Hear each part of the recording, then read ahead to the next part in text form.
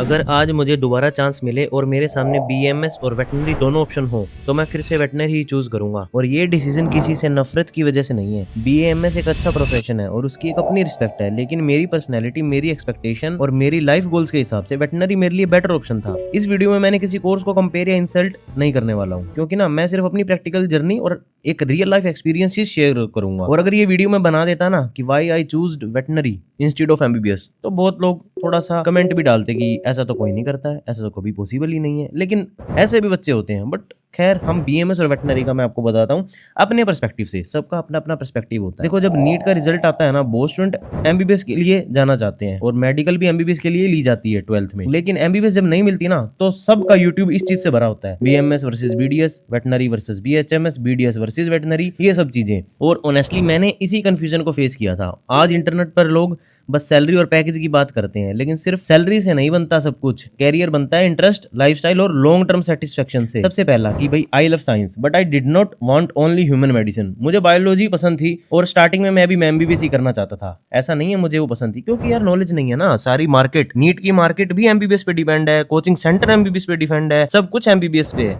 तो ऑब्वियस ही बात है, इम्पैक्ट तो पड़ेगा। एक स्टूडेंट को कोई नॉलेज तो नहीं होती है कि अदर कोर्सेज में भी आप बहुत अच्छा अर्न कर सकते हो। लेकिन ये सब देखते हुए मेरा एडमिशन तो नीट में नहीं हो पाया था। उस टाइम पे नीट नहीं क्लियर हुआ, बेसिक सी बात ये है। उसके बाद फिर मैंने जब डिफरेंट एग्जाम्स दिए तो मेरा डिप्लोमा के अंदर एंट्रेंस क्लियर हो गया था। जब मैंने वहां पे 2 साल वेटनरी की चीजें देखी, तब मुझे वेटनरी में एक नया चैलेंज समझ में आया कि इसके अंदर चैलेंजिंग लाइफ है बट स्कोप भी बहुत है। जैसे काऊ, डॉग, हॉर्स, बफेलो, गोट, पोल्ट्री, इतनी स्पीशीज है तो इतना ही स्कोप है अलग अलग। इसके बाद सब्जेक्ट्स भी अलग अलग है, सबकी एनाटॉमी अलग है, सबकी डिजीज अलग है। लेकिन इसके अंदर एक्साइटमेंट बहुत थी, सबकी अलग फिजियोलॉजी, सबकी अलग एनाटॉमी, तो वो काफी अट्रैक्ट करती थी। उसके बाद आता है प्रैक्टिकल एक्सपोजर। वेटनरी में फर्स्ट ईयर से ही प्रैक्टिकल एक्सपोजर भी मिल जाता है, क्योंकि इसके अंदर आप फार्म विजिट कर सकते हो, क्लिनिकल केसेस देख सकते हो, इमरजेंसी केसेस देख सकते हो, बुक भी पढ़नी है, रियल पेशेंट ट्रीट करने हैं। और कैरियर ऑप्शन की बात करें तो कंप्लीटली डिफरेंट है। जैसे government veterinary officer, research scientist, professor, pet clinician, poultry expert, dairy consultant, pharmaceutical industry, food safety officer, public health, wildlife, army,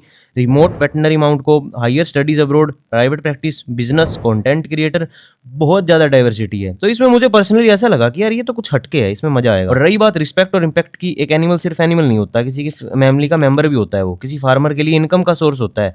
कभी कभी एक बफेलो के ट्रीटमेंट में पूरे घर की इकोनॉमी बचा देती है और गवा भी देती है। और जब ओनर थैंक यू बोलता है ना, तो बहुत सेटिस्फेक्शन मिलती है। और दूध दही तो हर किसी के घर में आता है। तो एक ऐसी साइंस है ये जो कभी खत्म नहीं हो सकती, कभी भी नहीं। और वाई नॉट बीएमएस, अगर मैं बताना चाहूँ तो देखो, मैं क्लियर करना चाहता हूँ, वीडियो बीएमएस के अगेंस्ट नहीं है। बहुत सक्सेसफुल बीएमएस डॉक्टर्स हैं और बीएमएस एक बहुत अच्छी साइंस है। लेकिन ना, चीजें डिपेंड करती हैं सप्लाई एंड डिमांड पे। आप ये चीज देखो, बीएमएस डॉक्टर की सप्लाई ज्यादा है, डिमांड कम है, जिसकी वजह से क्या है, ओवर सप्लाई होने के कारण कम सैलरी पे काम करना पड़ता है। और यहीं पे वेटनरी अभी तक तो प्रॉपरली बीट कर रहा है। इवन अब एमबीबीएस को भी बीट कर रहा है वेटनरी। क्यों? क्योंकि सप्लाई कम है, डिमांड ज्यादा है। हालांकि इस फील्ड के अंदर भी सप्लाई जब ज्यादा हो जाएगी तो इसके अंदर भी वही चीजें आएंगी। तो ऐसा तो हर किसी में होना ही है एक दिन। जैसे अब एमबीबीएस में सप्लाई ज्यादा हो गई, आप लोग सुनते होंगे कितनी सैलरी कम मिल रही है, प्लेन एमबीबीएस की वैल्यू नहीं है। इसका मतलब ये नहीं कि कोर्स खराब है, कोर्स सब अच्छे हैं। The main thing is supply and demand. और मुझे ना पर्सनली आयुर्वेदा में उतना इंटरेस्ट भी नहीं था। मुझे थोड़ा modern diagnostic, clinical medicine, animal surgery, life stock, field work, ये सब ज़्यादा एक्साइट करता था। तो इसलिए थोड़ा सा मैंने सब कुछ सोच समझ के ये चूज़ किया। और प्लीज़ किसी सिर्फ एक यूट्यूबर को देखकर ना आप अपना कोर्स चूज मत करना कि मैं आपको बता रहा हूँ तो आप सोचो कि चलो देव भैया बोल रहे हैं तो यही ले लेता हूँ। नहीं, सैलरी देख के भी मत चूज करो। अपने आप से ना 5 क्वेश्चन पूछ लो, क्या मुझे ये सब्जेक्ट जेन्युइनली पसंद है? क्या मैं इस प्रोफेशन को 30 साल तक एंजॉय कर पाऊंगा? इस फील्ड का फ्यूचर क्या है? और मैं किस टाइप की लाइफस्टाइल चाहता हूँ? और क्या मैं सिर्फ सोसाइटी को इंप्रेस करने के लिए कोर्स चूज कर रहा हूँ? ये सबसे मेन क्वेश्चन है। क्या मैं सिर्फ सोसाइटी को इंप्रेस करने के लिए कोर्स चूज कर रहा हूँ? ये क्वेश्चन आपकी लाइफ चेंज कर सकते हैं। ठीक है, जब इनके आंसर मिल जाए, कोर्स चूज अपने आप हो जाएगा। आज मैं वेटनरी को चूज करके जेन्युइनली हैप्पी हूँ। हर फील्ड में स्ट्रगल होती है, कोई भी कोर्स परफेक्ट नहीं होता।